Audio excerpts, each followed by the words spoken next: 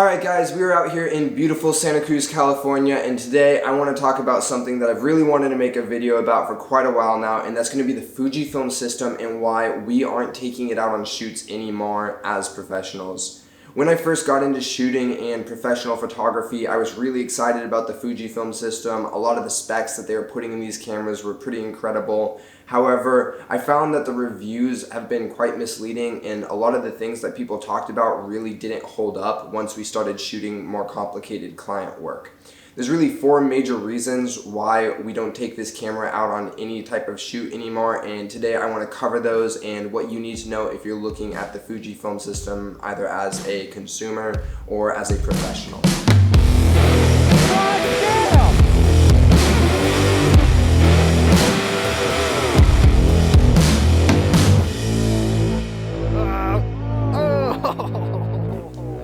Alright guys, before I get into the four reasons why we don't shoot on this system anymore, I want to address a couple of my biases so that you guys are better able to contextualize my experience and understand how my opinions might affect you. Throughout this video, I'm going to be regularly comparing the XT4 to the Canon EOS R5, and that's simply because that is the camera that I shoot on the most now. However, those cameras are in two very different price ranges. So I've also compared this camera very heavily to the Nikon Z7, which is much more similar in price to the XT4, and all of these points apply to both the comparison between the XT4 and the Z7 as well as the XT4 and the R5. So I want it to be clear that this is not simply a price difference between the cameras that I'm comparing. This camera, all of these points, they also apply to cameras in a similar price range. So guys, the first major reason why we've stopped using the Fujifilm X-T4 for client work is simply due to image sharpness. And image sharpness is a culmination of a lot of different factors, from the glass that you're using to your sensor size to lighting conditions and all sorts of different things. Even weather can have an effect on it. However, I was consistently finding that I was not able to capture images that were as sharp from the X-T4 as I could on our full frame cameras, both the Z7 and the R5. And one of the biggest culprits of that might be that this sensor is simply a smaller sensor and therefore isn't able to capture nearly as sharp of images. A lot of people say that it is still able to. However, in field shooting and doing client work, I was consistently finding that this camera wasn't nearly as sharp as our full frame cameras. I would say the best example of that was this winter in Jackson Hole. I was shooting some skiing and I was doing long distance shots with this beautiful 70-300 lens, which is consistently reviewed as one of the best Fujifilm lenses. And I was just finding that even though this lens is technically optically zoomed in, it was not as sharp as our full frame cameras digitally cropped. Now, if you know what that means, when you digitally crop, you're actually just losing resolution as you zoom in. And so technically that image should be a lower quality image. However, this lens was consistently producing blurry or hazy images, and I'll show some of those here on screen where we can punch in and take a look at the detail in the jackets on these skiers and stuff and see that a lot of that detail and sharpness is really lost with the Fujifilm. However, I ended up just shooting with the full frame cameras and digitally cropping in, and I ended up with a better image. And that kind of says a lot about the sharpness of the Fujifilm X-T4 and why it is not up to par with what we would use for client work. So guys, for the second point and major reason why I've stopped using the Fujifilm system entirely, we've come outside so that I can actually demonstrate it. But I really wanted to talk about this one because it is also one of the biggest things that was advertised about this camera and was a major reason why I bought it. And that is the internal stabilization within this camera. So we have stabilization in these lenses, but now with the X-T4 we also gained stabilization in the camera body. And that was really advertised as one of the biggest features of the Fujifilm camera. It was that it had all these incredible specs, but it also then had stabilization, and it was the first XT series camera to have that. However, it's not very good in my opinion. The first time that I was shooting out with Jordan and we were shooting video on the Z7, I was blown away by how stable he was able to get his images, and in comparison, I felt like I had the shakes or something. Like, my footage was always so shaky, and I have never been able to get quite smooth footage out of this camera. I always end up having to use warp stabilizer or slow the footage down, which means that I'm really limited on what I can shoot, and I have to put a lot more time and effort into shooting video on this camera. Now, the IBIS isn't an issue for me as a photographer, but on the video side of things, it's almost an unusable experience, and so to demonstrate that, I kind of want to show a walking clip. I'm going to do a walking clip where I am walking and filming myself with the XT4, and then I'm going to do one with the R5 to compare. Alright guys, so this is walking handheld with the Fujifilm XT4 at 16mm. I'm going to try to do the same focal length on both cameras in order to make this as fair a comparison as possible. Now, I'm sure you guys are going to be able to see a lot of the jitter. There isn't nearly as much like buttery smoothness when shooting with the XT4. I'd say the only advantage here is that it's a lot lighter, so nobody ever talks about this as a YouTuber, but holding the camera out like this is really exhausting and it hurts a lot. But let me show you guys the R5 in comparison so you can see how much smoother it really is.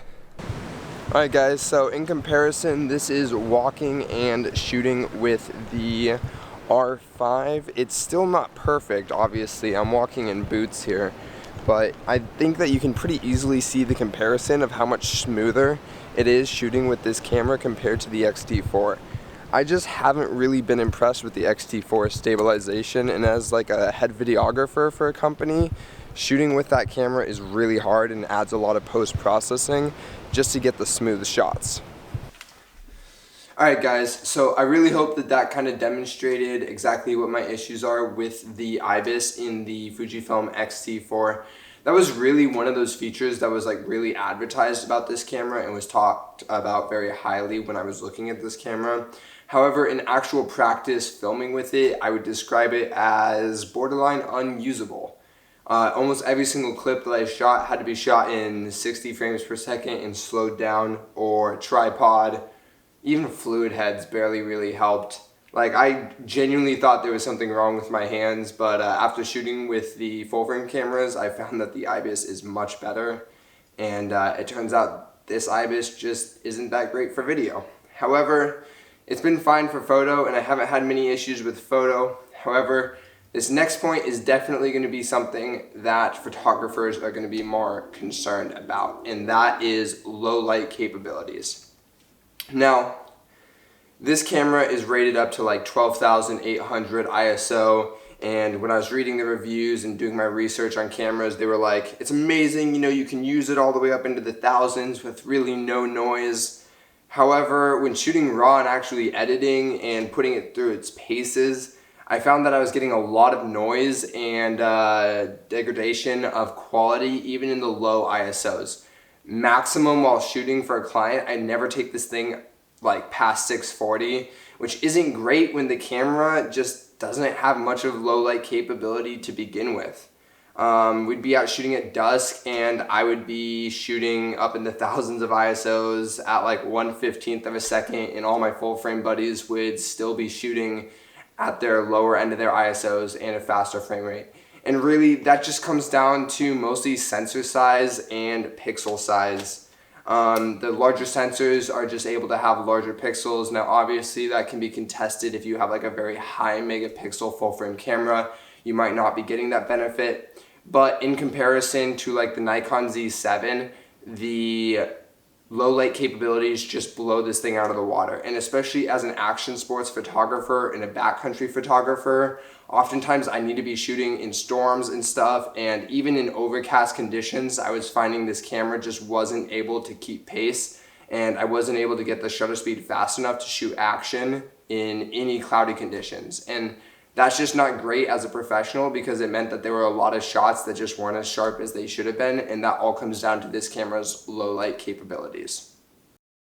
Alright guys, so the last major point that I want to cover on why we've stopped using the Fujifilm system for professional shooting is definitely going to be the most controversial, and that is color.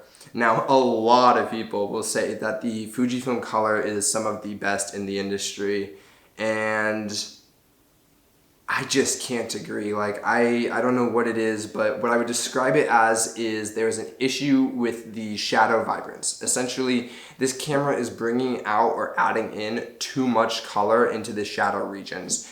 And especially as a ski photographer who works in an environment with a lot of subtle tonalities and differences between the whites of the snow and reflections of light into the shadow regions, that becomes a real issue. I would often find the images have either an unnecessary amount of blue, green, or purple in the shadow region, and that made the entire image very, very difficult to color grade, because as I would start to modify and adjust color and lighting, especially with shadows, it would really bring out those tonalities, and essentially you would end up like having to really crank out vibrance in order to get a clean image. We don't exactly look at the world and see like the shadows as being overwhelmingly blue, but with the Fujifilm, that's often how I found it represented in the sensor. And a lot of people are going to contest this and say you just are over color grading, you're doing too much, you don't understand how to color grade or work with Fujifilm colors. But I've got to say, I've worked with a lot of cameras and I've color graded on a lot of cameras, from Fujifilm to Sony to Canon to Nikon, and I've consistently found that I don't have this issue with any other system. And that might just be personal experience, but if you guys are really looking into doing professional shooting, this is something that you guys need to consider. However, my girlfriend really likes to shoot JPEGs on this camera because she can take them straight to her phone. And we've found time and time again that that vibrance actually works really well when JPEG shooting. The film presets built into this camera, they really adopt those colors really nicely, and it comes out looking much cleaner. However, in the RAW files, it's consistently been an issue time and time again.